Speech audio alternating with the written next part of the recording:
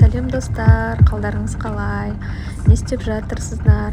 Біз ойламаған жерден отбасымызбен тауға кетіп қалдық, Алмарасанға келіп қалдық осылай.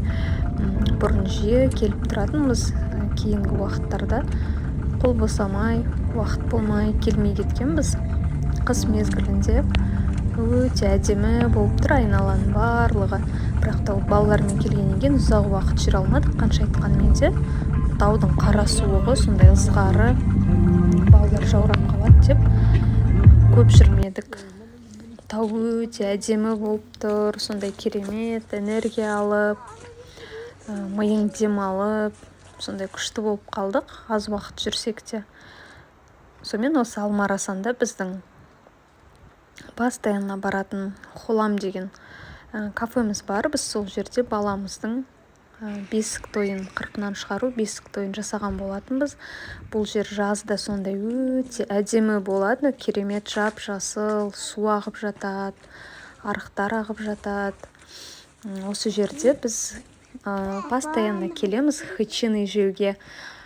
Прям қалада қанша біз кафе, ресторандарға бардық, дәл осы кафенің хычиныйына ешқандай кафенікі жетпейді ғой. Сондай керемет дәмді. Алматы қаласында болсаңыздар, міндетті түрде келіп көріңіздер. Іші осындай, маған өзі осындай стильде ұнайды. Жаным тыныштанып, сондай бір керемет әсер алып қайтам осындай жерлерге келсем. Ондай жылтырақ, богатый, прям бәрі роскошнадан қарағанда, осындай старинный, кішкене исторический, осындай стильдағы демалыс орындарына барғанды қатты жаным сүйеді. Міне хычинылар осындай. Біз біреу с мясом заказ бердік, сосын с картошкой, с сыром заказ бердік. Және де облепиховый чай заказ бердік. Чайлар енді өте керемет, сондай маңызды, облепихасын аямай салған. Прям керемет енді. Сөйтіп балаларға фри заказ бердік, содан кейін домашние пельмени заказ бердік. Сосын осы жерде чай заказ берсеңіздер, печенье мен чайға конфеттер комплимент тегін беріледі.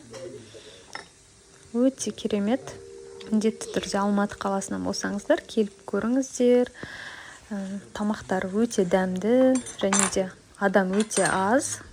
Отбасыларыңызбен осылай отырып, демалып, қайтуға өте ыңғайлы. Ішінде камин бар. Қашан келсеңіздер де осылай жанып тұрады қысты күні. Және ішінде телевизор бар. Іштеріңіз пыспайды.